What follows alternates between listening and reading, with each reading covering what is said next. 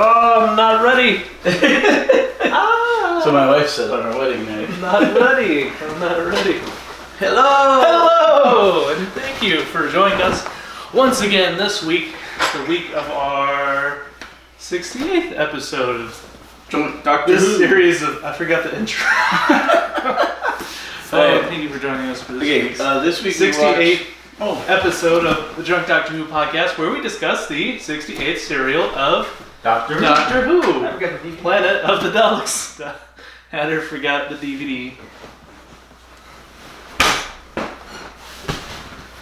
Thank you for joining us once again as we travel through time and space and related television shows. Yep. Planet of the Daleks. Planet of the Daleks.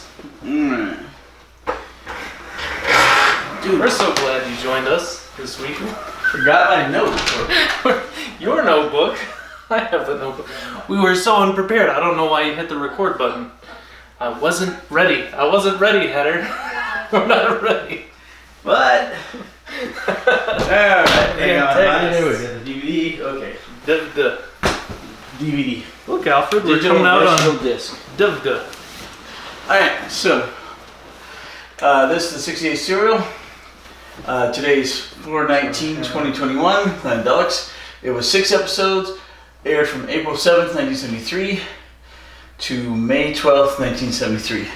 Fans were Joe Grant, and the antagonists were the Daleks. No, they were just slaves of the Daleks. In fact, one of them helped them. That's why they're in parentheses. No, they're not bad guys. They're not antagonists.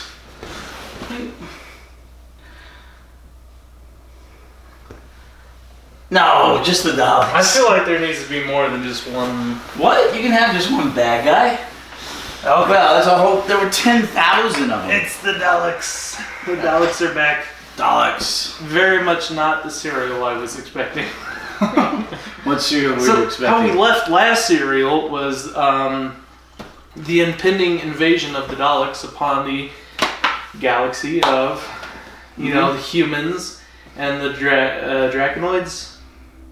Draconians. Draconians. The Draconians and the humans were at odds, but then they finally discovered it was the Daleks meddling Right. and the Ogrons, so they united forces to meet the invasion of the Daleks, but the Daleks invasion never made it to Earth. Fruition, yeah. Yeah, but maybe next serial? No, next serial is the Green Death. Because they were only frozen, we didn't, spoilers. Alright. They weren't defeated. The largest invading force the Daleks have ever mustered, according to the Doctor, At the which time, yeah.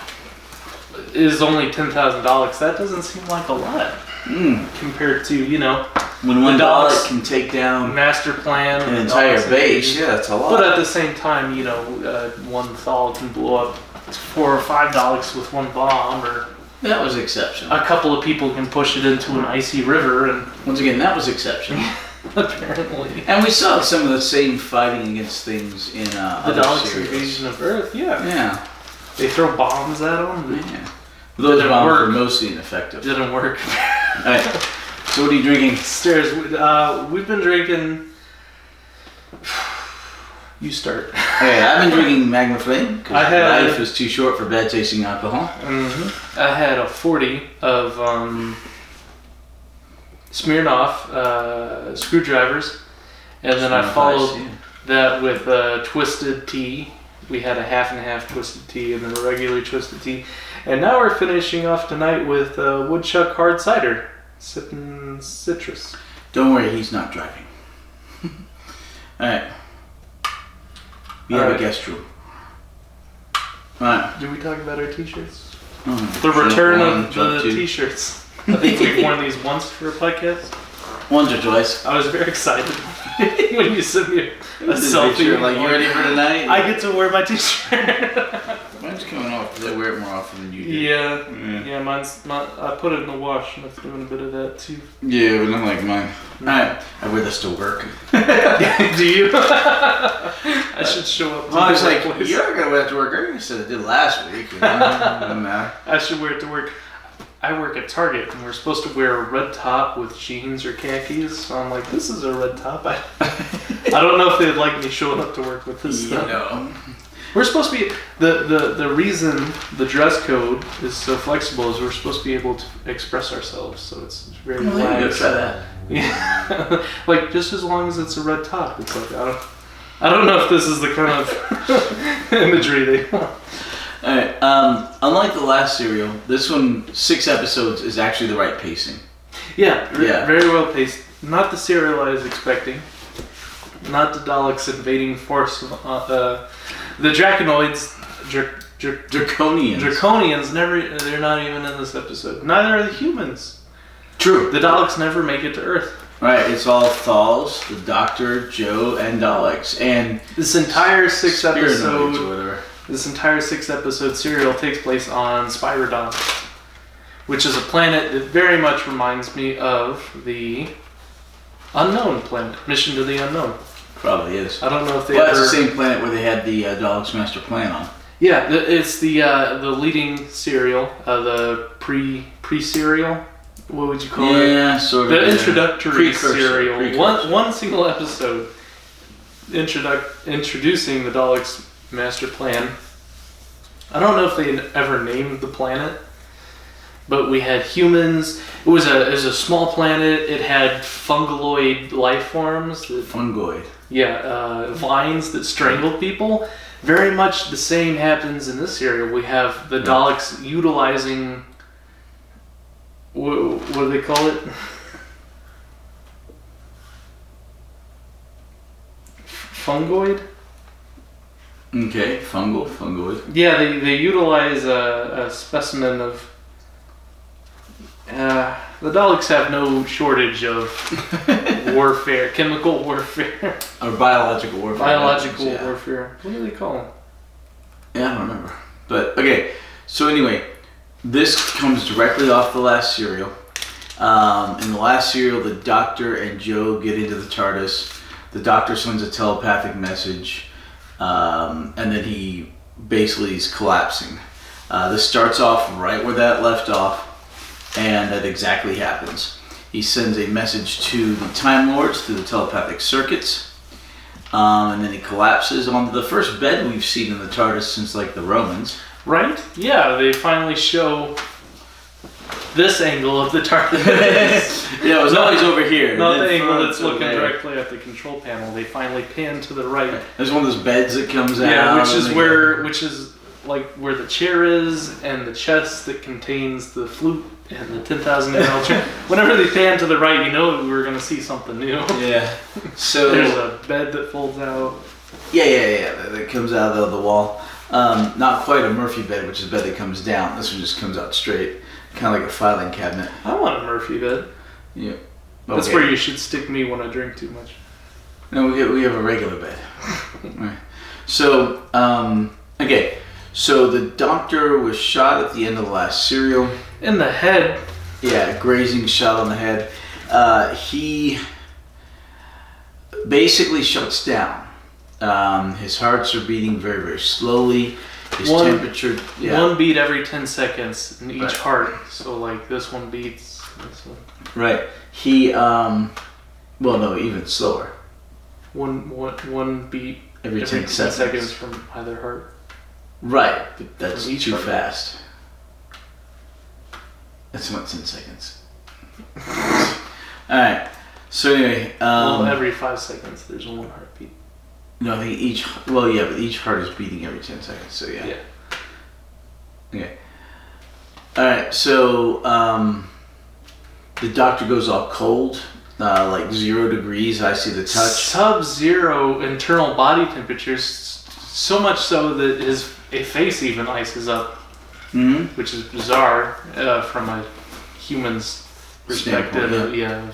But Joe realizes that she's seen this before. She's seen him in a coma state before, yeah.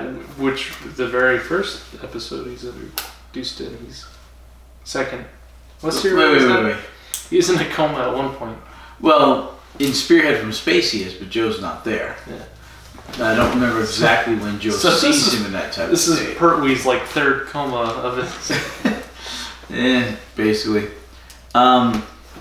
So she leaves the TARDIS after it lands, to go find help for the doctor. She's in this giant jungle. She gets squirted by some acid or whatever from a fungus onto her hand. Subtly. Yeah. There's a lot of jizzing plant life. Eye plants. The eye plants with little stalks that track things. But anyway, so she eventually runs into the Thals. She makes it into the spaceship, which was landed somewhere in the jungle. And she's in the spaceship, and there's a guy sitting in the command chair, but he's dead. And that was the Captain Myro, who died upon impact. They didn't even bury him. They probably didn't have time. They just left him in the pilot seat to grow cobwebs. Apparently, there are spiders on this planet. So then they start coming, and the Thals start coming, and they're like, "Well, who are you?" Because they weren't expecting to see any other people there. And she says, "Look, I'm in trouble. My friend's in trouble. I think he's dying. Can you help him?" Did we mention the log the doctor gave her? I didn't mention the log. The doctor told her to keep a log of everything that happens. It looks like an old micro cassette. Yeah, and there's no reason for this at all. There is. It's a plot device later on. Yeah, but there's no reason for it to keep the log. The polarity. He doesn't even listen to the whole thing. He listens to the first entry and goes, Alright, so Joe ends up hiding inside the ship because the Thals don't want to take her. Even though there's a Dalek. Huh? This one's smaller than that one. What's the difference in these coasters? This one's more used and the cork is worn. It shrinks over time? Well, the edges wear out. Because it spills? Spills and kids. So if I pour liquid on this one, it'll shrink like that one? I don't know. Stop that. Stop that. Like that? I want to see what happens to it now. It's cork. It's going to sit there. We'll let it absorb and shrink it. Alright. Okay, anyway.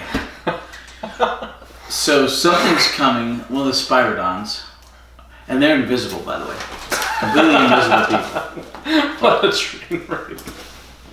What? Yeah. Continue. Spyrodons are the native species of Spyrodon. Speaking of which, they're named after their planet. That's like us as humans. Earthlings. Yeah, Earthlings named after the Earth. No, not Earthlings. They're not Spyrodonlings. They're Spyrodons. Named after the planet. No, they're Spyrodons. The planet Spyrodon inhabits. You could be a Spyrodon living on Spyrodon.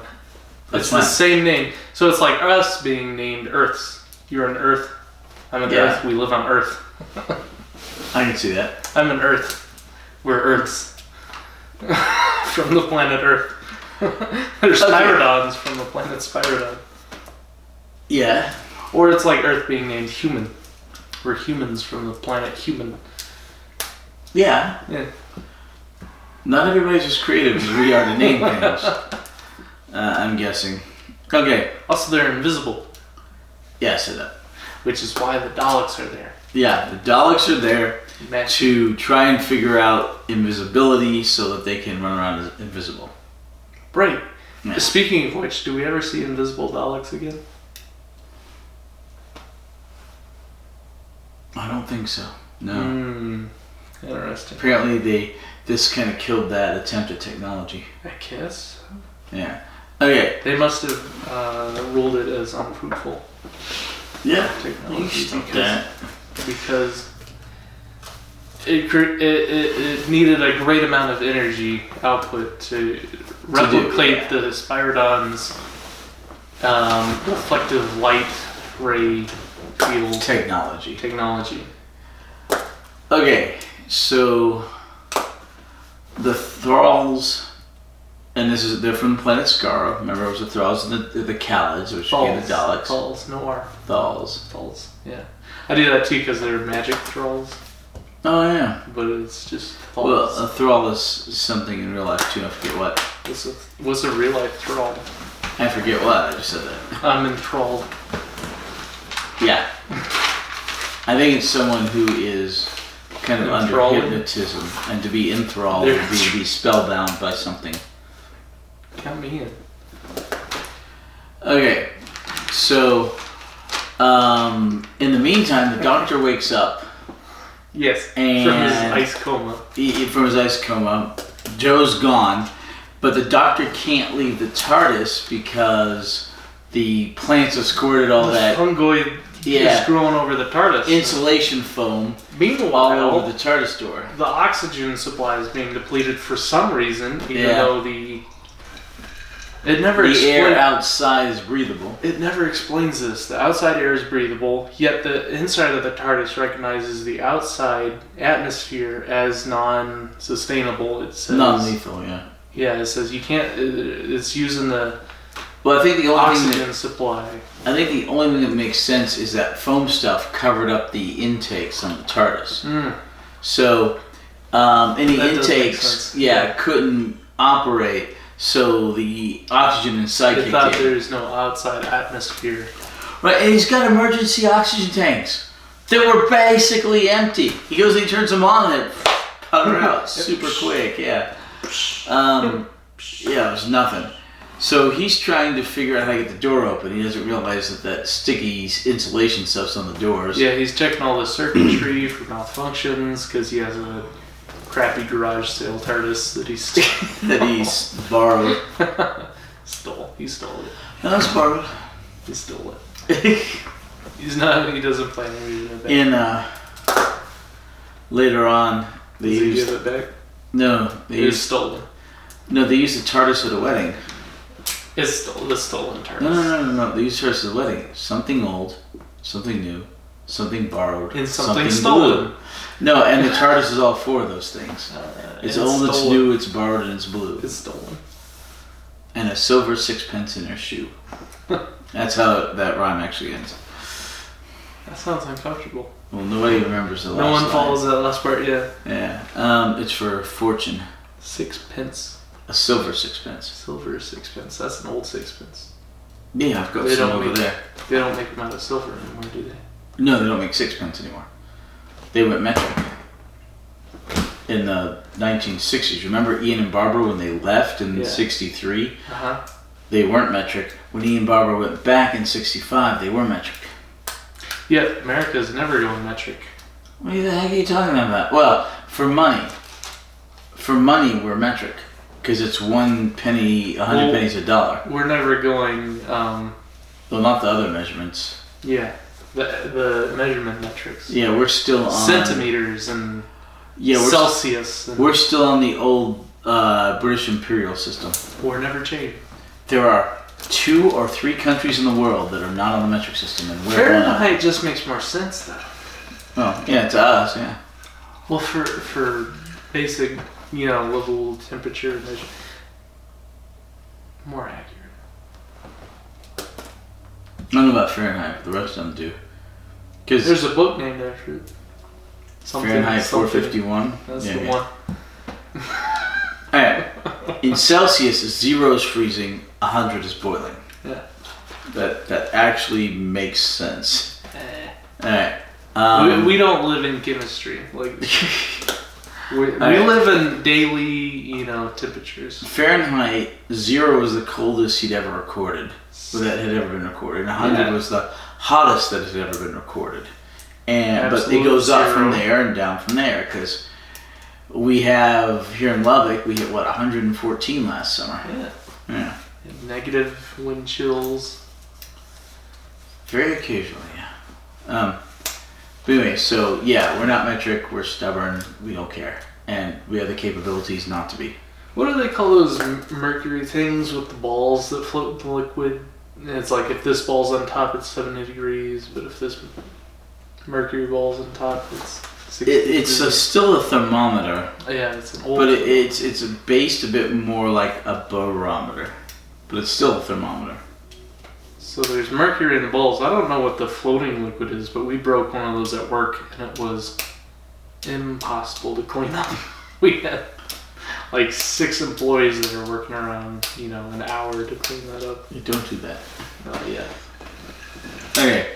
Oh my god, you're getting us off topic. No, I'm on topic. On topic. Episode 1 recap. You're on topic for you. Not on topic. Always. Okay, so the Thals... I bet I can hit the ceiling. No, stop that. Ta-da! I'll set it down. Alright. We should just name this show Drunk People Doing Stupid Stuff. That's essentially what it is. Yeah. Okay. So anyway, the Thals are heading to the TARDIS. They leave Jo Grant inside the ship. They tell her to lock the door after herself. Yeah. Which she does initially, but of course she doesn't stay there. Which, it's a good thing that she didn't do that the first time. The doctor said, not to leave the TARDIS, but of course she did. But unfortunately. It actually worked out because it saved the doctor's life, because he was stuck in the TARDIS and she had went and gotten help, and he would have been rescued if she didn't go and enlist the help of the Thals. Okay. So her disobeying the doctor and leaving the TARDIS actually saved both of their lives. But then the second time around, it actually saved her life again, because they told her to stay put and lock the door behind her, which she did at first.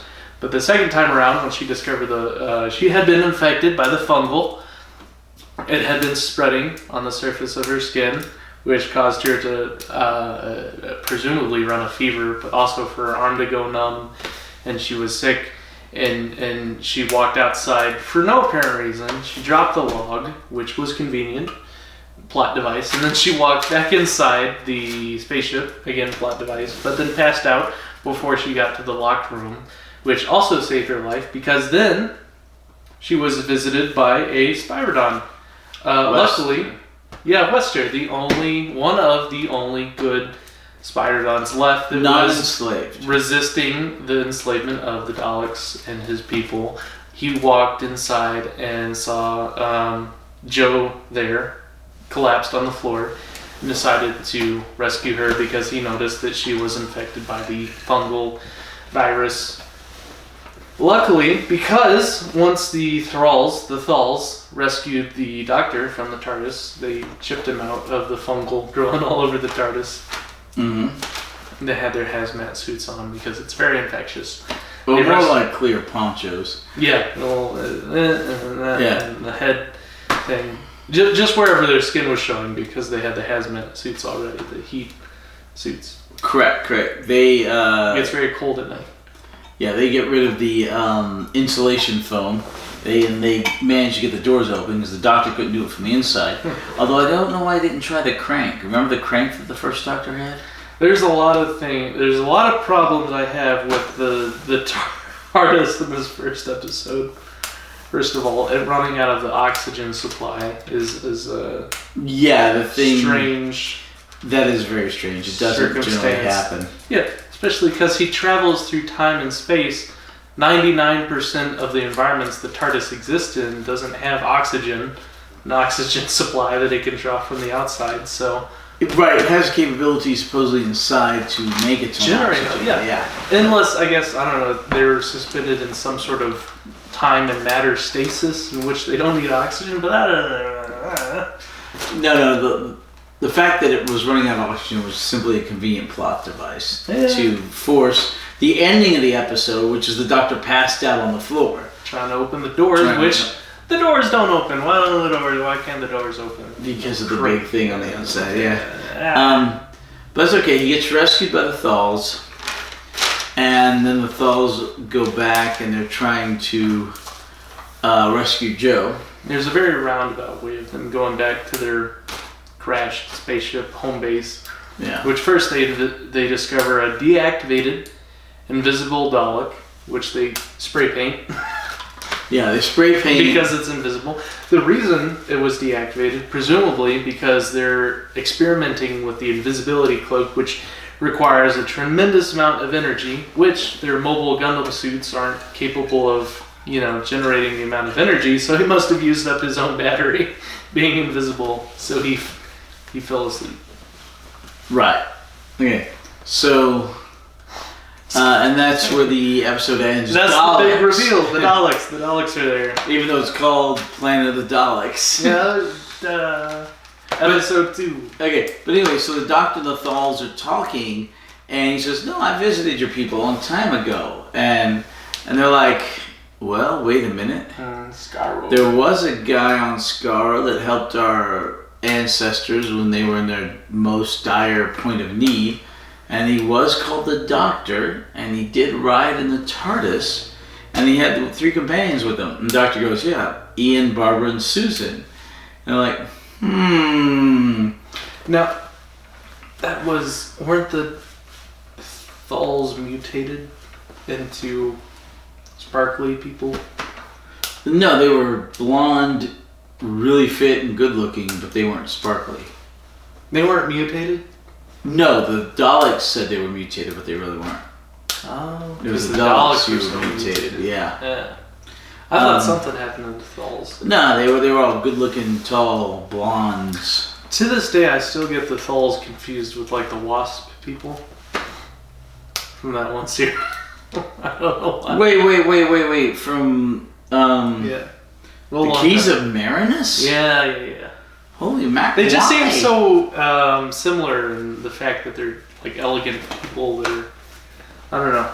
Well, they were both First Doctor serials originally. Yeah, but they look very, very different. They're very similar.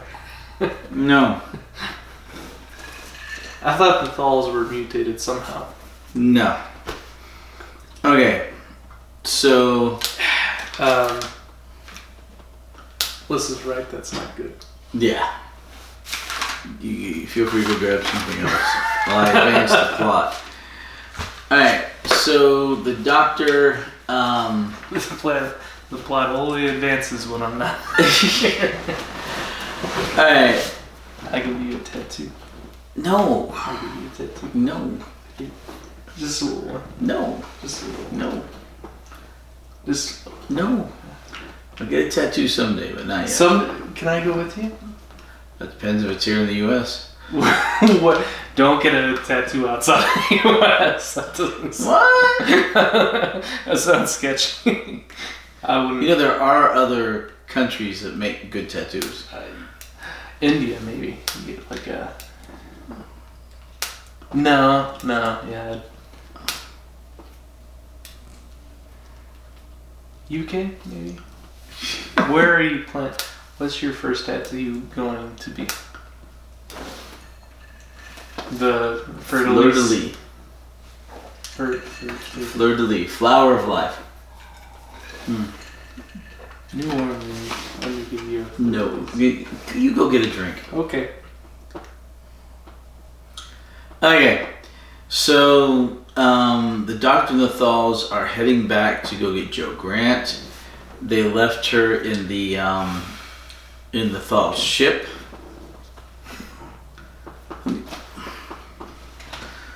You're like a child when you're drunk.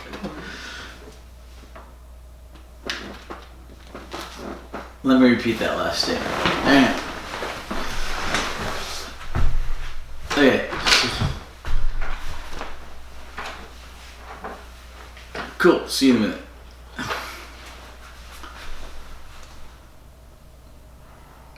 Alright, so they're going to get Jo Grant from the ship. In the meantime, what are you doing? Quit messing with the Zoom.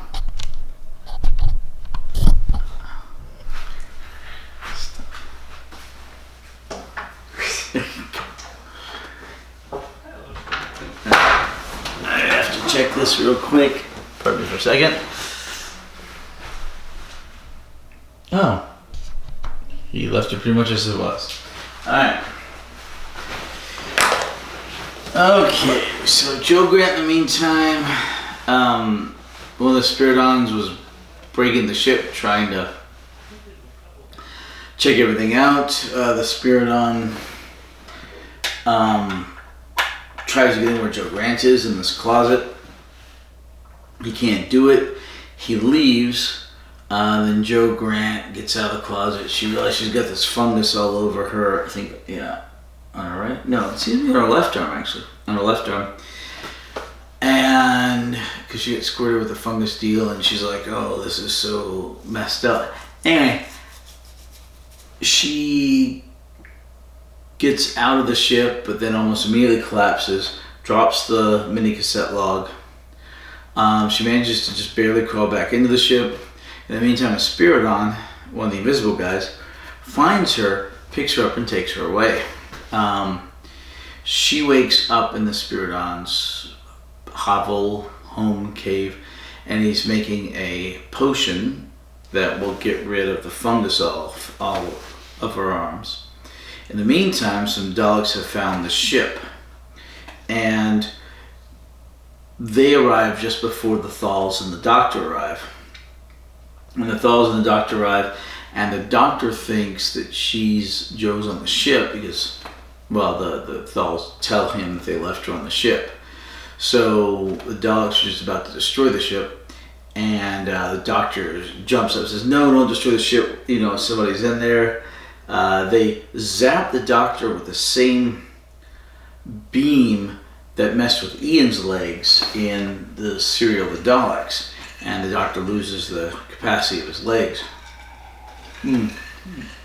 While he falls down and he's on his knees, he grabs the log because he notices it there. And then the Daleks shoot and destroy the ship. And the Doctor's incredibly sad, A, because he's captured, but B, because he thinks that Joe is dead. And then the Daleks force march the Doctor, who's walking like his legs are on pins and needles, like they're asleep, walks him back to the city. In the meantime, Joe is woken up, and Wester, who is the Spiridon who's taking care of her, explains a lot of stuff to her.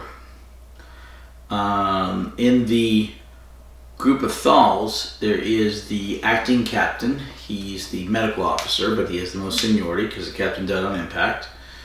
You have a really, really gung-ho to attack Hanyak, who causes a lot of problems because he's, a weird combination of death wish / hatred for the Daleks, which one can understand him being a Thal. And then you have a scientist guy. So you've got like a security guy, the medic, and the scientist guy. Anyway, they allow the Doctor to be taken away because they can't fight the Daleks. Earlier, the science guy had led away some of the Spiridons from the main group, and he was captured. So now we're going to the third episode. The Doctor gets to the city, and it's basically a giant underground complex that the Daleks made. What are you doing with that many? That's my impression of an epileptic pig. Narcoleptic. What did I say? Narcoleptic pig. What's an epileptic? Oh, that's an epileptic is someone with seizures. A narcoleptic is someone who falls asleep at weird random times. Nymphomaniac. A what? A That's nymphomaniac is someone who's sex who can't get enough sex. Thank you. It's an epulet. Epulet. Paltry. Okay. So anyway, the Doctor's captured, taken to the city. Like I was saying, the Doctor was captured, taken to the Dalek city. And he's put into the cell with the science guy. What's the science guy? Level 9. The science guy was Kodal, I think. Okay, let's talk about the Thals, right? Their naming scheme, all 5 letters, right? Terran, 5 letters. Kodal. Weber, 5 letters. Kodal, 5 letters.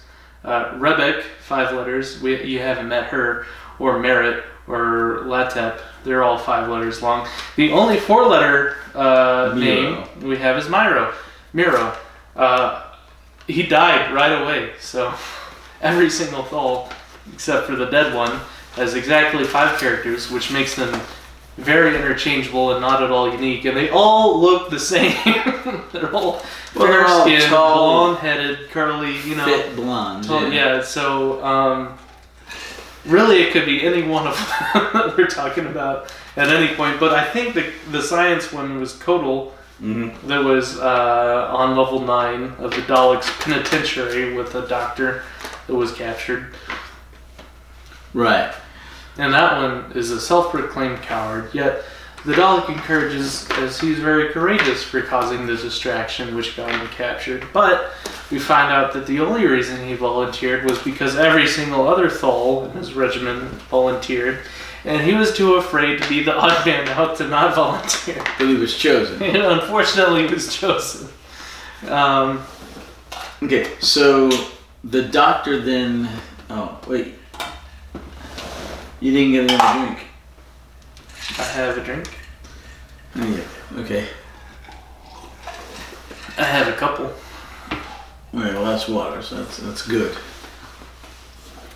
That's bad. Alright. 90% water. 5.5% 5.5% alcohol. Yeah, so... 4.5% flavoring and 90% water. Yeah. Alright. In the interest of health, though. Okay, so the doctor and Kobel, what's his name? Kodal are in the cell, and the doctor's like, okay, let's clean out our pockets, let's see what we can find. The doctor's like, sonic screwdriver once again fails him, can't unlock he can't the do Dalek door. If it's one thing the Daleks are good at, it's locking. It's making it long, yeah. So he tries other stuff, and he's like, okay, so like, well, we can't open the door. So what we have to do is wait till the Dalek comes in and then deal with the Dalek. It's not a door we're dealing with, it's the Dalek. So he takes the log, a little micro cassette deal that Joe Grant made for him, and he didn't even bother listening to I listened to most of it. We have to assume they cut out some of it for time. And he says, you know what I'll do? Reverse the polarity. Of the cassette recorder. Yes, reverse the polarity. Which apparently creates a device that you can scramble the brain of a Dalek. Mm-hmm. Which, I mean... Temporarily, one shot. So a Dalek does open the door, comes in. They stick the reverse polarity log thing on it, and it ends up being... What are you doing? Nothing. Okay, it ends up being average deactivated. So scrambles his brain. Yeah, so it deactivates, and those two are running around. In the meantime, the last two guys up on the surface, the captain and the security guy, Taryn and Weber, right? They watch a ship come down to the atmosphere and Did you talk crash. about how they butted heads about the explosives? No, I haven't gotten there yet. Okay, so that happens right before the spaceship crashes. Right. Weber's very gung ho. He wants to act right away. Yeah, he wants to do a headlong charge into the front gate and blow up the Daleks. Taryn was the second in command after Myro died, and he's much more reserved, focused on survival and the success of their mission. Right. He's less gung ho. Yeah. And then Weber wants to grab the explosives and rush the Daleks right away. Right, because they have exactly 3 explosives left. Yeah. Okay. So while they're debating and arguing, and the security guy pulls the gun on the acting captain, yeah. A ship comes to the atmosphere and crashes, and they're like, "Well, what is that? Well, let's go check it out." And they go check it out. And it turns out that, what's her name, Rebecca? It's like Rebecca, but without the... Yeah, turns out they run into Rebecca, and she's a really nice-looking female. I think she was the captain of that ship. And she's like, okay, so we survived. We were sent here to help you. And it was a warning ship because they intercepted a message from the Daleks talking about an invading force on Spyridon, 10,000 Daleks. Yep. So they went to rescue the research team. Right, and it helped out. So originally, however, they had a bad angle of entry. Yeah, and they crashed. All their stuff was destroyed, so no help there. There's only 3 survivors: Rebecca, Merritt, and Letep. Letep's the young one. Yeah, he's the one that's in love with Joe. Eventually they fall for each other. So anyway, one of the shortest recaps ever. The end of an episode. One sentence. Yeah, one sentence. It's like, she's like, we've got an army of 10,000 Daleks here. And then the next episode, you come in. They've got an army of 10,000 Daleks here. Like, Well, that recaps everything. Yeah, that was quick. So they go ahead and start figuring out a plan, but they go and they get the other guys, Latep and what's his name? Merritt. So now there's 5 Thals up there, and you still have Joe Grant separated. And 6. No, up there. And then you have the Doctor and the one Thal down there. So the Doctor and the one Thal have escaped their cell, but now they're running around trying to find, what they can do on the way out. Yeah, they get cornered into an elevator and forced lower and lower down into the in shaft. Right. So they're going around and they're trying not to get captured. In the meantime, now, because there's 10,000 Daleks and they're about to do an army to invade the Earth Empire, they're like, what's his face finally gets a fire up his butt, and he starts doing stuff, and he says, okay, well, there are these shafts from the ice flows that go down into everything, and that's how the dogs keep everything cool. Ice volcanoes. It's like the opposite of a volcano. It's molten ice, which is sub-zero temperature ice that never freezes into a solid. It's still semi-liquid at negative temperatures, which is weird.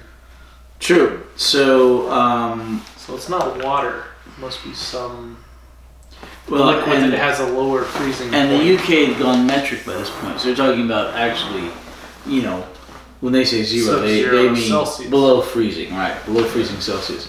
So. And they're like, well, they've got these shafts that connect into stuff, so we'll break in. And he tells the 2 guys to attack up the front. Yeah, they talk about how the Daleks harness these. They think the core of the planet is just a mass of volcanic ice. And that's why it gets so cold at night and then balmy and warm in the summer. But the Daleks, harness these geysers as a cooling system for their base. Right. So they decide they're going to sneak into the base using one of the volcanic cooling shafts, which they do. While they're down there, though, and they're crawling through, one of the things starts to erupt. And they literally barely make it out in time, and only because they run into the Doctor and Codal. They run into the Doctor and Codal, and the Doctor and Codal manage to get the grate off for them. And that's the only reason those 3 survive. So you've got the Doctor and 4 of the Thals, and they're running from the Daleks, and their survival was so close because they're going through there and they're crawling, and then it's erupting, and then the ice is coming, and they barely make it through. The last guy, Merritt. Yeah, he's semi-submerged and he's up to his knees in the stuff because he was the last one. And they barely get out, and they're running, and then the Doctor and all the Thals except Merritt go into this room, and Merritt's like, "Well, I'll hold him off for you," nice, courageous thing, and he gets killed. That was our first death, right? First death. Yeah. How many deaths total? So at the end of the serial, the 6-episode serial, we have 9 or more Daleks that died, 2 or 3 Spyrodons, and 2 Thals. Okay. So really, actually below average, yeah. 4 humanoids really that died. It's a bit below average, actually. Very below. Yeah, so they get into the average of lately has been very low. No, the last time we had the problem that we didn't know if they were being stunned or killed. Yeah, it was like 19. But we don't know if stunned or killed. Alright, so... Stun before that is 1, and before that was 3. So Pertwee being stuck on Earth is, we've had some serials with not a lot of deaths. Okay, so the Doctor and the 3 Thals that survived, because Merritt sacrificed himself to get them a way out, they're in this coolant room. And this room has a giant refrigeration unit around it. which is even greater in refrigeration than the cooling shafts. And the Doctor opens up a window and he sees tons of Daleks down there, which is the 10,000 Daleks we're talking about. Yeah. And the Doctors look like, ooh. I counted, it was actually 9,999 Daleks there. One was in the restroom. Alright, so the Daleks are starting to break down the door. They've got a soldering iron, literally, that's cutting through the door. Yeah, and they're doing that, and the Doctor and the Thals make basically a hot air balloon. Using just a plastic tarp and some ropes.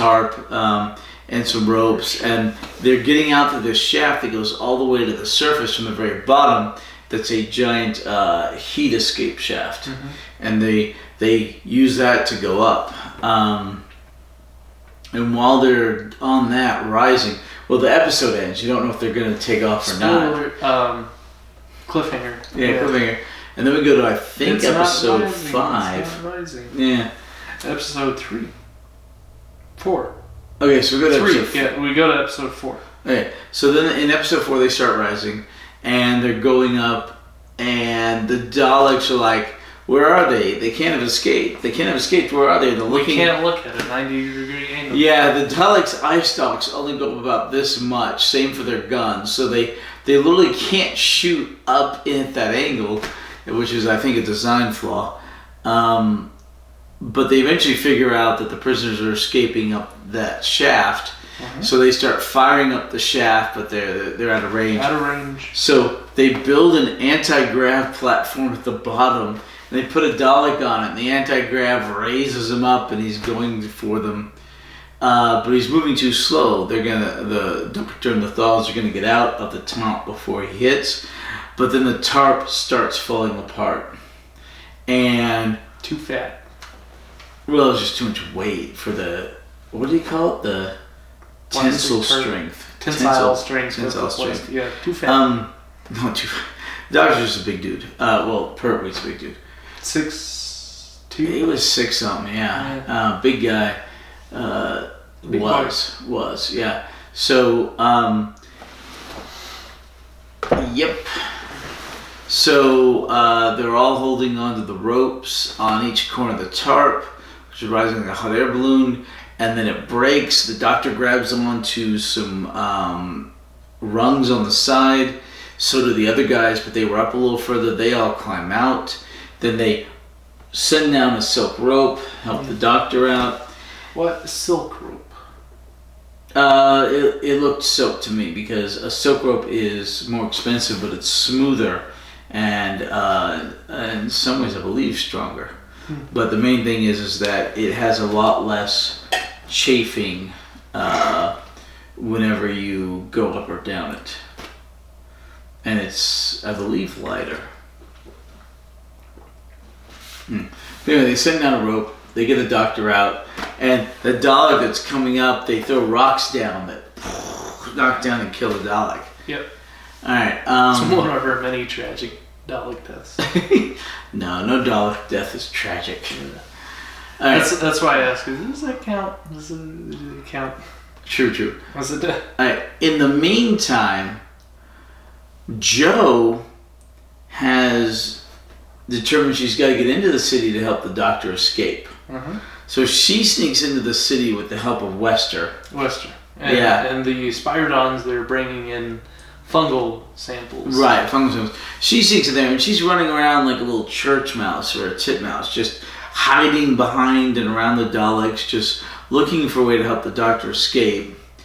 She eventually manages to get out and escape herself. And she's wandering around outside after all this. And she sees the Daleks attempt to destroy the explosives of the Thals. Because one of them, the guy that died, happened to have the paper on him, which was a map to where they were hidden. Cool. And the Dalek's running around with a map on a suction cup. Look at the map. We know where they are. We know where they're... He does this like for an entire episode. Look, I got the map. He goes... So she ends up bumping into them. They said the Explorer. Yeah. They set the explosives to go off by themselves because they all have detonators. She goes up. She manages to turn off 2 of them. And because it's next to a cliff, she gets hit by a rock on the head. This avalanche that's kind of happening. Rain and there's this gravel that's raining on the Daleks, and they walk away. Scream. And she comes up, and a big rock hits her on the head right before she turns off the 3rd explosive. And she's knocked unconscious. And that's our cliffhanger. Right. So she ends up eventually waking up in the next episode. She'd already turned off 2 of them. She grabs the 2 she turned off because they have handles, and she runs away.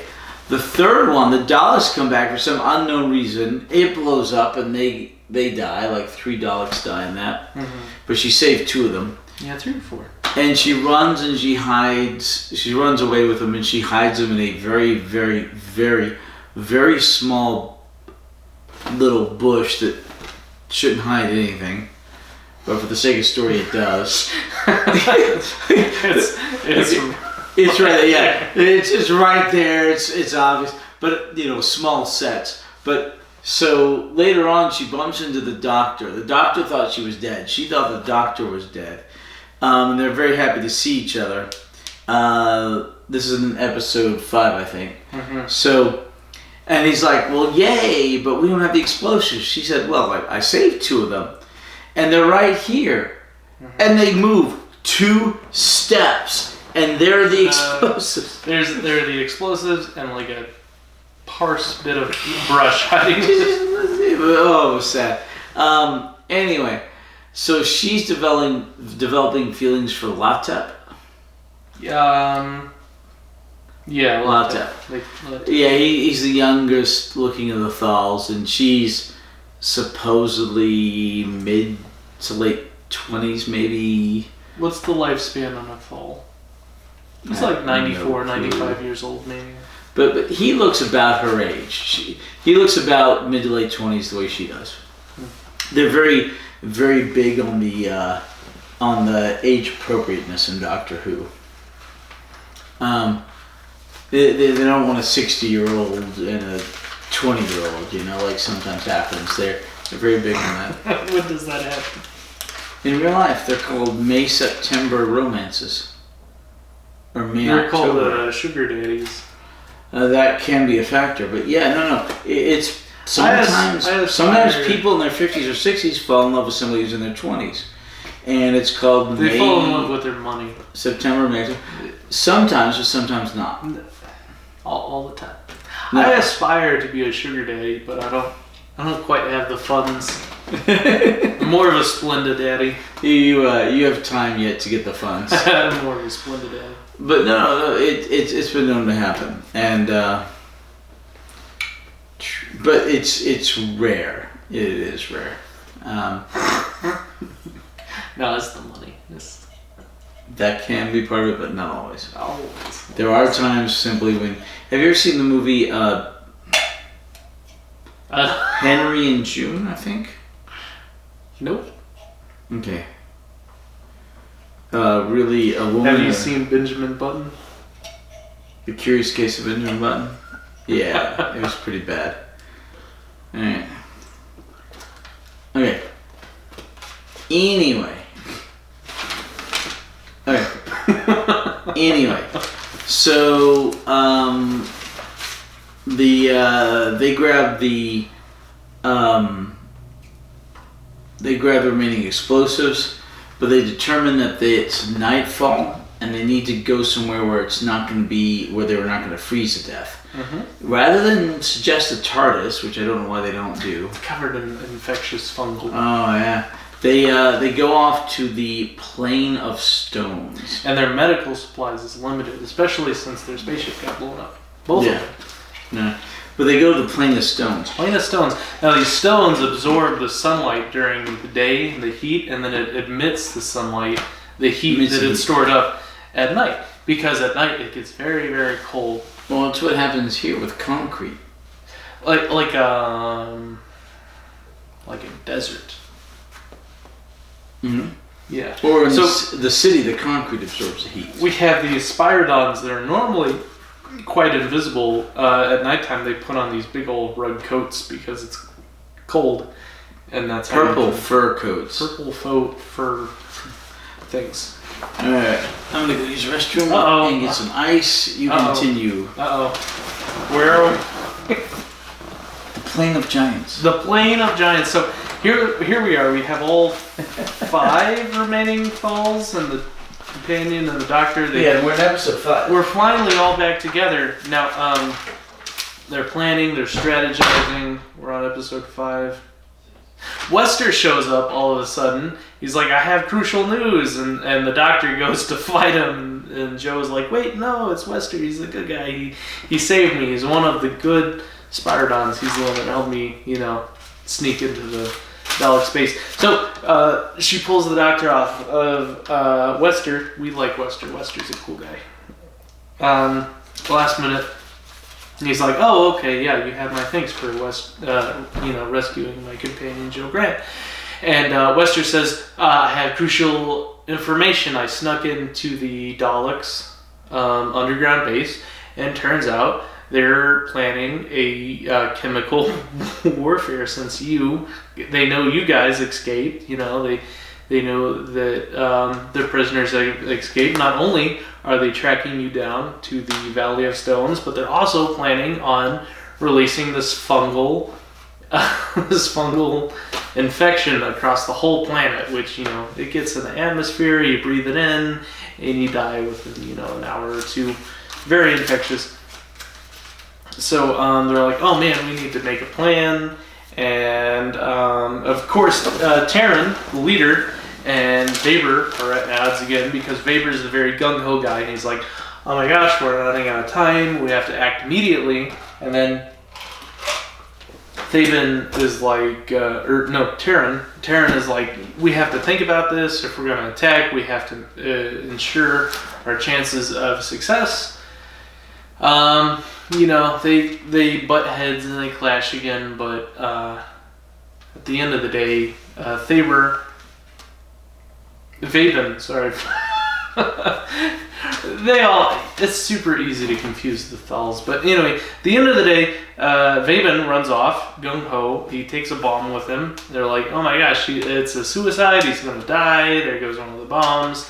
And then, so Terran and Kotal's dead. I think it's Merritt. Merritt runs after him. So they're going to go and try and rescue Weber or recover the bomb. Meanwhile, at the Valley of Rocks, we're left with the Doctor and Joe Grant, Rebek and Latep. There's this sort of romance that's brewing between Joe Grant and Latep, and then, but the big conflict is that it's nighttime.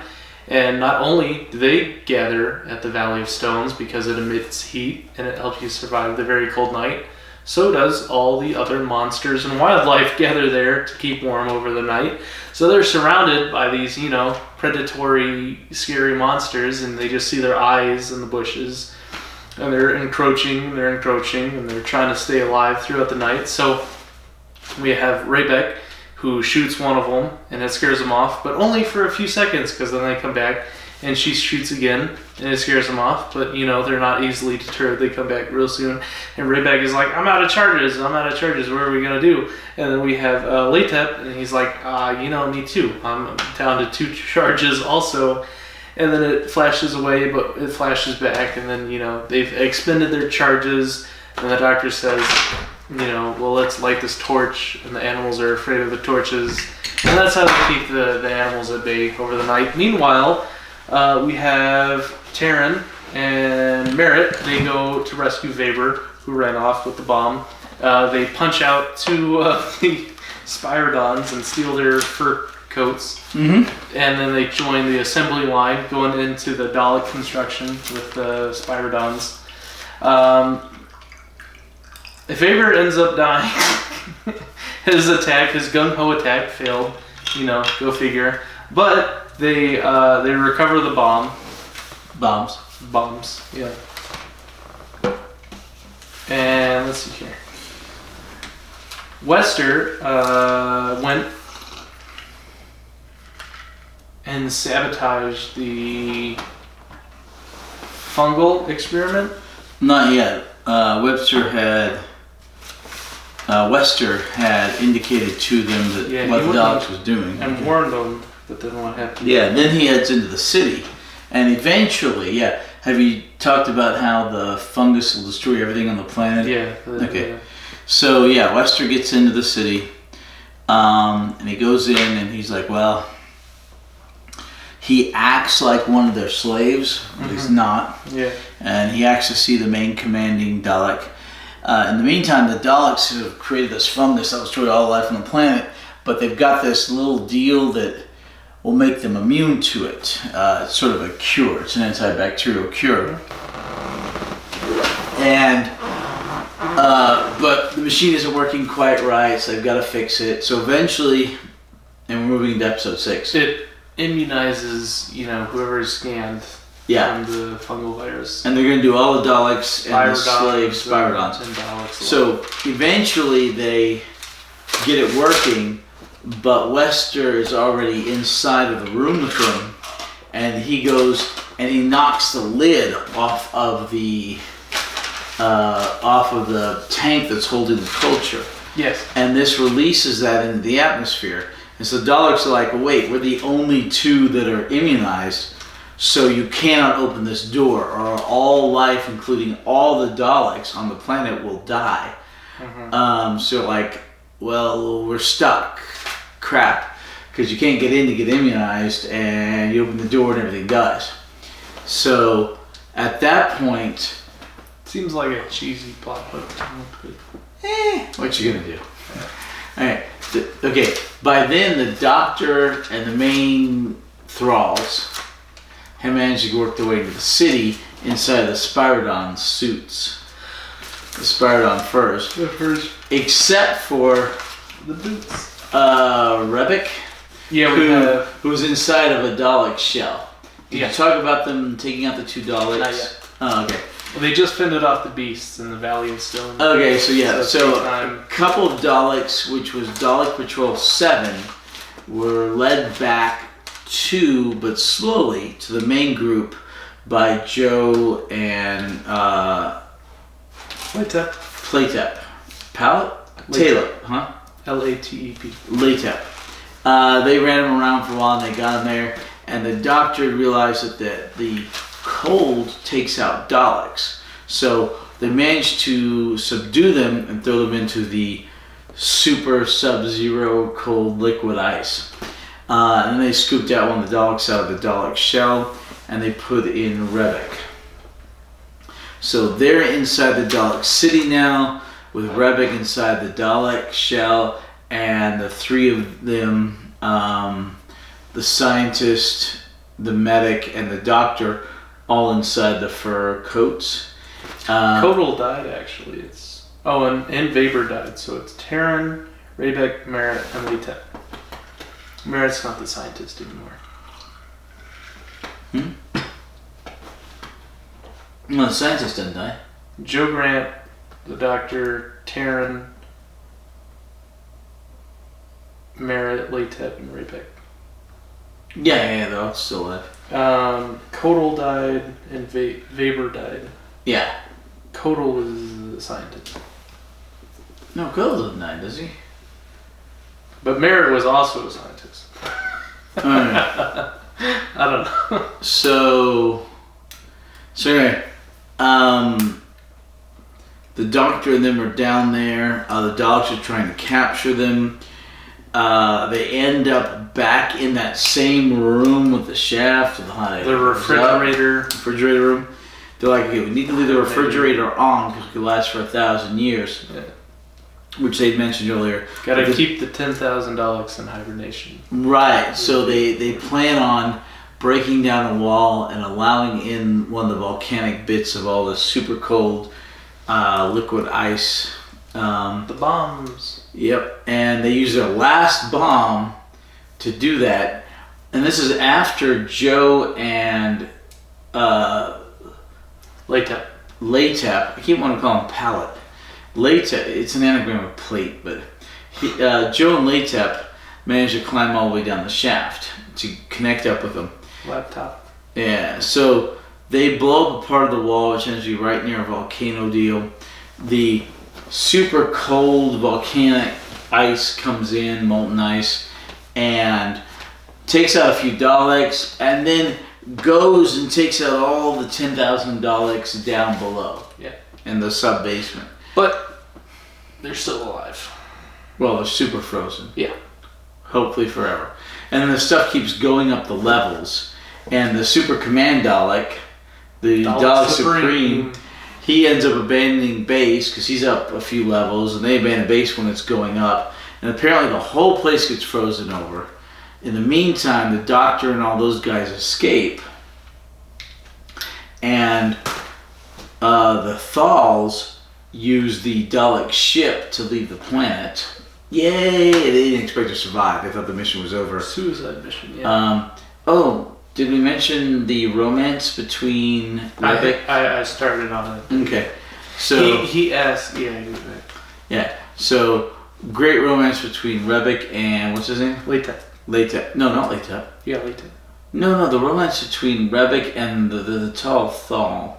Oh, Rebek and Terran were also in love. Yeah. Yeah, I didn't talk about that. Rebek and Terran. He's the tall guy. He's the same actor who played Gulliver in The Mind Robber and also the head Time Lord in the War Games episodes. When they force regenerated. 9 and 10, yeah. The force regenerated the same Doctor. The actors used quite frequently. Yeah, second Doctor or third Doctor. First Doctor, yeah. Second, third, yep. Fourth, yep. We're getting there. Alright. Fifth.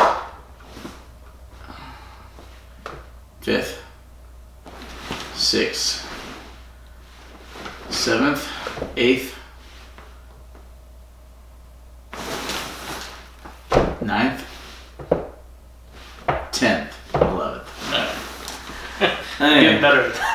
You are. Alright. So, once again, the older, say 40 or something people, very age appropriate. The tall, good looking male Thal, the tall, good looking female Thal. They've got a romance. And then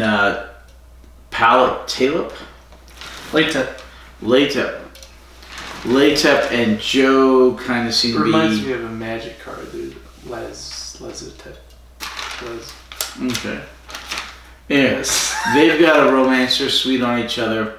And as the Thals are leaving, Latep asks Joe to go with him to Skaro. Come back to me to Skaro. Right. And Joe's like, screw that. I know what happens on Skaro. No. She's like, that's where the Daleks are. No thanks. Well, she's like, I've got a world. I've got people I know, things I love, and I'm already familiar with. And she's like, I want to go back there. Going to Skaro seems like a terrible idea.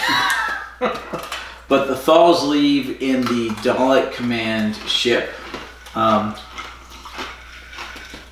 the Doctor and Joe stays behind. The Doctor's like, well, we should probably go. And then the Supreme Dalek and a couple other Daleks show up. And they run to the TARDIS, the Doctor and Joe. They get in the TARDIS and they take off. Dalek Supreme and his patrol squad, guard squad fire on the TARDIS. Doesn't do anything. Yeah. But the Dalek Supreme says, radio, the Council of Supreme Daleks, we are not defeated. Daleks are never defeated. They're frozen, but we're going to thaw them out and we're still going to invade. So, like, not next serial, but they're coming back at some point. That's the theory. And they could still come back sometime in the future. We don't know. So it never touches back in on the 10,000 invading Daleks that have been deep frozen? Okay. Like, that's not that I'm aware of. No. Oh my gosh, what happens to them? We have invasion forces of Daleks in the future serials, but sometimes they're from the past, and sometimes... But never invisible ones. No, not to best of my knowledge. It would be really cool to have a callback to that. Yeah. But that's a lot of fan service and a lot of navel gazing that... You don't always want that, but you want it sometimes. Yes, we do. Yes, we do. All the time. Oh my gosh. Okay, what questions do you have about this series? The Doctor's in a coma. Can we talk about the doctor's biology and why he goes into comas, but sometimes he regenerates and sometimes he just freezes a little bit? What is all? Time Lord bodies have the capability to heal even more so than humans. I mean, our bodies are amazing for their ability to heal. They heat out viruses and yeah, I mean, our livers, everything's amazing. But Time Lords even more so. So sometimes they have to shut down the same way we shut down. Like when I had that stupid virus last weekend, I slept 16 hours a day, you know? Stay healthy. Yeah, I mean, but your body does that so that it can heal. We also talked about the TARDIS and its odd oxygen supply and it not being able to open its doors. Yeah, that was... Having all sorts of weird problems. That that was a plot device. Above the TARDIS. Did we talk about the Star Wars tentacle that grabbed... No, we did not. No, we did not. But it does at one point. It seemed very Star Wars Episode 1-esque. Episode 1. Yeah, where they're in the trash compactor and they have the tentacle monster that grabs Luke. And A New Hope, Episode 4. 4. Well. Yeah. Yeah, very much like that. Episode 1 is a piece of crap, but still better than 7, 8. The original Episode 1. Star Wars. Yeah. We talked about how the sonic screwdriver fails to open the Dalek door. Yeah, that was odd, actually. It's a mechanical lock, maybe? I don't know how it... It usually works on anything except wood, but here it didn't. Plot device. There were a lot of plot devices in this. We talked about sort of the callback to the unknown planet and how the Daleks are very much bombarding the planet with biological warfare, like they did with the strangulation vines in the unknown planet that was infectious and it turned people into plant life. Right, same thing here. Yeah. Because of that planet. So we think this planet... Maybe it's the same planet. Same planet. It's a giant callback to Mission to the Unknown and Daleks, the Daleks Master Plan. Giant ass callback to it. It's good. Or it could be a different planet, but they just have very much the same attack method. I think it's the same planets. one. Yeah. Somewhere else on the Daleks timeline, but it's fantastic that it's a 10th season. It's a 10th anniversary, and we did the 3 Doctors. But it's nice to have that callback to that most epic serial of the first Doctor. The precursor to the Daleks Master Plan. Well, no, but even the Daleks Master Plan, because a lot of it was on that planet. Yeah. We also talked about how 10,000 Daleks was the largest invading force the Daleks had ever amassed. At that point, yeah. At that point, which seems kind of small compared to, in the past where they've tried to take over entire galaxies and stuff. All it takes is a handful of Daleks to take out an enemy base. Yeah. I mean, Daleks are pretty darn impenetrable. You know? Except when you put some wool over their eyeball or something. That takes intelligence, yeah. Did we talk about the shortest recap ever? Yeah, we did. The one line between episodes 2 and 3. Yeah. Oh, man. Oh, did we talk about the range of the Daleks' weaponry, their phaser, how they're going up the heat chute? Right. I think it was the angle that killed it, but we don't know what that range is. Apparently they had the range of motion, but they're out of range of the phaser itself. Correct. I mean, I would guess the range at... Based on what we've seen, maybe 15 yards. Yeah, and then we had the floating Dalek disc, which is a flying Dalek. I think you were out of the room when I talked about that, the anti-grav disc. So we covered that. Yeah. We talked about how Wester dies, right? That was sad. We liked Wester. Yeah. No. Well, yeah. I did talk about how he died. He knocked it off, and he was the first one to die from it. Yeah, the bacteria that was going to destroy all life on the planet. He sacrificed himself to save the planet, to save all the life, and that was incredibly noble. A hero's death. So we talked about how we never see the invisible Daleks again. Because apparently that method of weaponry never worked out for him because of the large amount of energy required it took to replicate the... so we never see that again, but we have seen time-traveling Daleks before. Yes. And the Daleks very much want to take over Earth for some reason, because they're trying to conquer all solar systems and galaxies and planets, but especially Earth for some reason. Well, that's because where the TV show's made. Yeah, because they failed several times and taken over Earth. But so they want to take over Earth. We've also seen that the Daleks are capable of time travel. yeah, Right. So in future timelines, we see the mankind evolves to a point where they have advanced, interplanetary travel systems and defense mechanisms, and alien allies like the Dragonoids, Draconians. Why don't the Daleks just time travel to, say, Marco Polo, where mankind is, a defenseless species, and then invade Earth and take over it then in that timeline? Why don't we see the Daleks meddling in earlier timelines, since they're capable of time traveling? Well, there's two possibilities. One is that the time travel capabilities of the Daleks in the chase was removed by the Doctor when he sent their ship to Earth. So they only have the one. Right. He defeated the Daleks who had figured it out, and then sent the ship to Earth. And that's the most logical. The second one is possibly it takes way too much energy for them to do it. To transport an army. Well, like that would be insane. We've seen before that it only takes a couple of Daleks to manufacture an army of Daleks. So correct. But so only take a few. Which is why I think it's the former. Okay. I think it's the former because they don't really do that a whole lot. Like ever. Ever time travel very much. Yeah. Have we talked about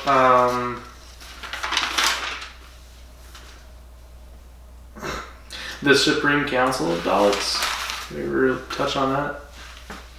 That's kind of like the Council of Time Lords, right? They have their own hierarchy. Yes. And this presidents. I guess it's based in Skaro. Is where their main for Daleks. Yeah. Well, they have the Supreme Dalek, and we've seen the Emperor Dalek. We have.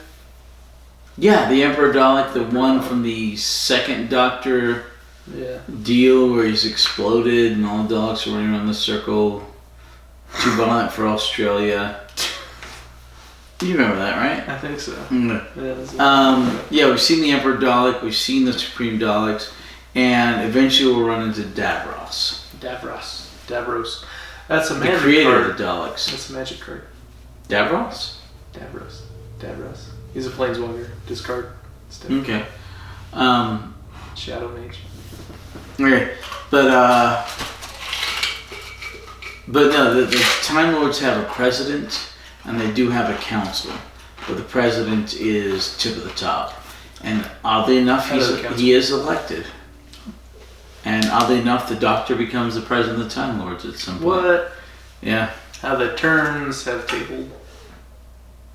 Turntable. How the turntables. Alright. So the Daleks are very much the opposing force of the Time Lords. Yes. Thus far, we've seen the Time Lords just. There's so much in charge that they don't really interact with the Daleks very much, because the Daleks don't throw very many kinks in the plans of the Time Lords, to where very seldomly they've ever had to intervene with much of anything at all. We've seen the Daleks have a non-intervention sort of mentality of whatever happens. We assume because their technology is so advanced. But at some point... The Daleks or the Time Lords? The Time Lords. Okay. You said but at some point, the Daleks, we assume, will throw some sort of kink into the Time Lords' plans to where they need to intervene. Yes, we'll get to that with the Fourth Doctor, Genesis of the Daleks. Yep. Genesis, that seems like a prequel. Yeah, the beginning of the Daleks, yes. And that's where we get Davros. And if you want an even match for match, wait till we get to the Time War. Time War with the War Doctor. Yes. Oh. With the He's 10th, like the 11th, and War Doctor. Oh, so that happens a lot. Okay. No, it's one big deal. Oh, it's like an anniversary special. Correct, 50th anniversary. 50th. That's a ways away. Well, we'll get there faster than you'll realize, but yeah. We're already 10 years in. 10 years. Yeah. So but there's wilderness 5 years. times of what we've been doing now. No. There's the wilderness years where like the 90s where hardly anything Science. happens, just a TV movie. Have we watched the TV movie yet? No, that happens in 1996. We watched some movie. We watched 2 movies. We watched the Peter Cushing movies. Yeah. Yeah. But no, the TV movie with the 8th Doctor is the only thing in the 90s. And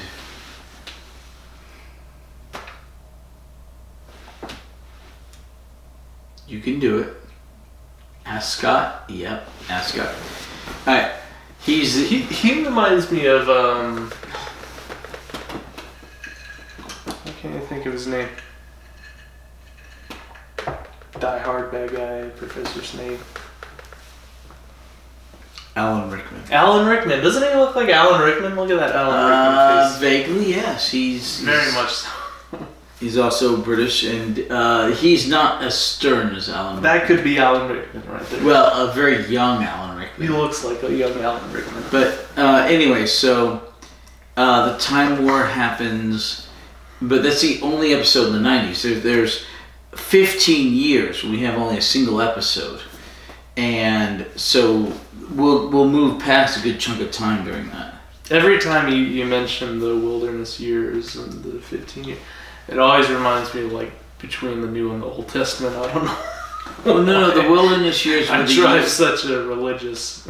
Well, no, the wilderness years in Christianity / Judaism were the 40 years in the desert, when almost everybody died and was replaced, except for. See, I always think of like the 1,000 or 2,000 years between the Old and the New Testament. The age of silence. That's the religious. Right. I don't know why I try. Right, but the wilderness years in the Old Testament is the years they were traveling in the desert. Yeah, eating manna for every meal. But no, the Doctor Who stuff is also referred to as wilderness years for the 90s and early 2000s.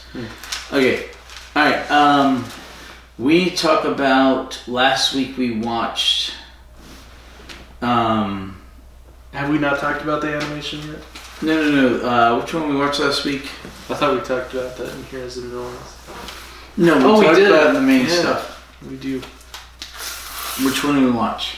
We watched not the Macroterra, but the other one. What's the one after the Macroterra? The faceless ones. The faceless ones. Yeah. We watched the faceless ones. All right. What did you think of that? Loved it. Much better than the reconstruction. Oh, amen to that. Except for the scenes with the controller's assistant, because the live action controller's assistant, she's very attractive. I thought she was a great character, and I wish she was a companion because she's awesome. Right, but we only had 2 episodes of that survive, so she was only. And she was great in it.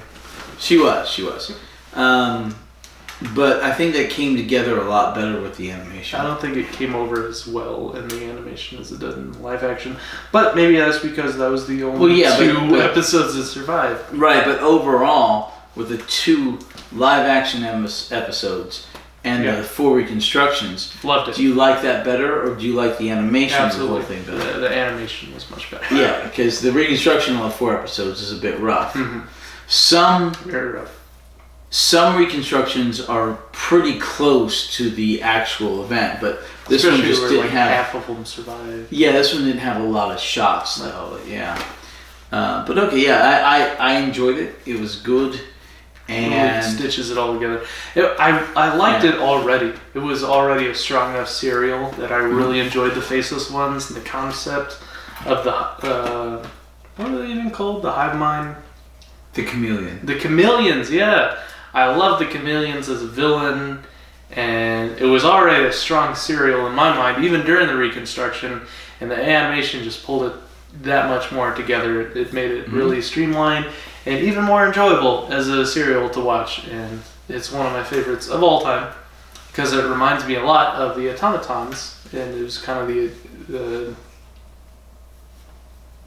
the origin point of the automatons. Have we talked about how in the loose canon, the afterwards interviews they have with the original cast, and they talked about the making of, and they talked about the script writing, how originally the script was supposed to be, the serial was supposed to take place in the mall, and there's supposed to be mannequins, right, reused for Rose. And then they repurposed it to the airport, and then they went back to the original script and they repurposed that for the automatons, and that's why those were the plastic people. Autons. The autons, yeah. I just really like those as a villain. I think it's really neat. It's cool. I like the chameleons. I like the autons. I like the whole origin story and the background production of. I wish we would see the chameleons again, but I don't think we ever do. But no, that would be an interesting callback. It's a really great serial, and one of my favorites, I'd say. It's good. It's good. Okay, so I have over here. What do we have over there? The board. We have. Oh, we need to for season 9. Favorite. Hey, we're currently watching season 10, and we've done for every single season the serial we think's the best. So this is season 9. Time Monster. Wait. Time Monster. Time Monster. Monster. What? Alright. Okay, so we have Day of the Daleks, Curse of Peladon, the Sea Devils, the Mutants, and the Time Monster.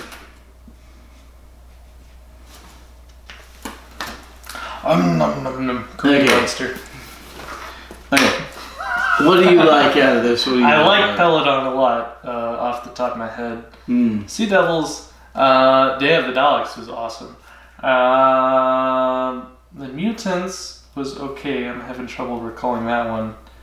And then I like the Time Monster a lot, because that kind of reminds me of the Weeping Angels that you showed me. True. The Time Monster goes back to Atlantis, and it's just a bit odd. Yeah.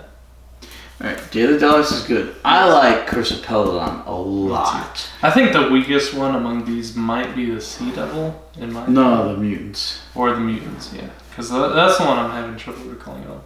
That would be my, probably the least memorable one, and the second least memorable one for me personally. Curse of Peladon was really strong. It was kind of like a medieval, futuristic, political, there's intrigue, there's subplots, there's racism, there's suffrage. There's all sorts of stuff. No, wait. Is this the first or the second Peladon? No, it's the first Peladon serial. There's one more. We return to Peladon later. Yeah, I haven't seen that one. We haven't come across that. That's season 11. This is where we have the guy that looks like he's a Dalek, but with a transparent shell. We have the weird eye monster with the high-pitched voice, which makes me laugh. And we have the Peladons, who are the inferior human medieval race. And we have the second Doctor's son. We have Troughton's son playing King of Peladon. Yeah, we do. Okay. Alright. I think this one's weak. Love these two. I like the Time Monster. I know.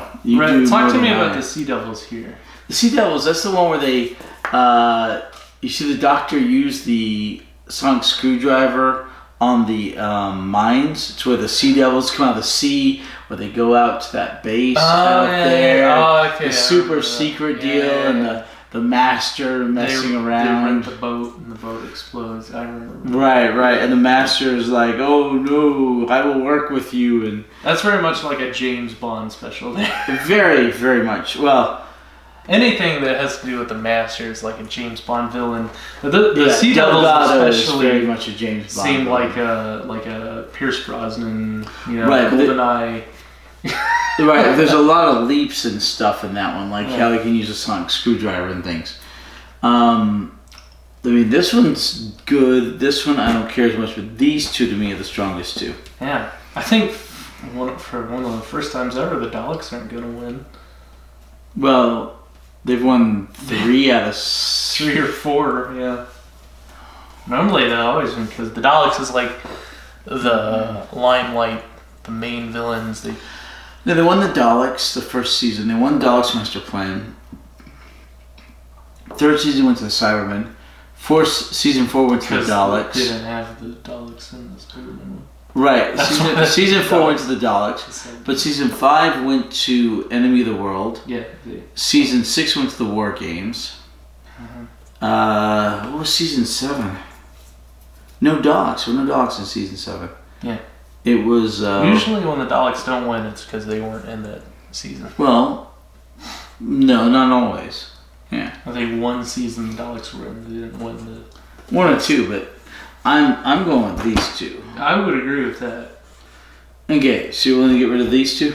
Yeah, I'd say this one is enjoyable, but not as great as these 3. And then, even though there's the Daleks, and I'm always excited to see the Daleks, they're always a ton of fun, I would say this is actually the first time with the Daleks serial is weaker than these other 2.